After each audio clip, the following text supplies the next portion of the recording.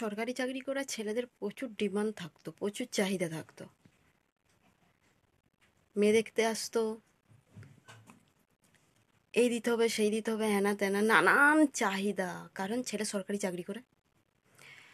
আর এখন এখন মেয়েদের ডিমান্ড বেড়ে গেছে, এখন মেয়েদের চাহিদা বেড়ে গেছে।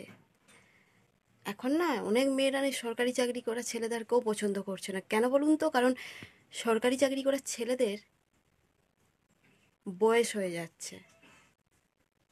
তাই এখনকার যুগে সরকারি চাকরি করা ছেলেরা মেয়ে খুঁজে খুঁজে মাথার চুল উঠে গিয়ে টাক পড়ে যাচ্ছে, মাথার চুল পেকে যাচ্ছে। তারা এখন শুধু চাই যে একটা মেয়ে হলেই হলো। আগে কি হতো? মেয়েকে শিক্ষিত হতে হবে, হ্যাঁ, মেয়ে যাতে ভালো ঘরে হয়, ঘরদোর থাকে।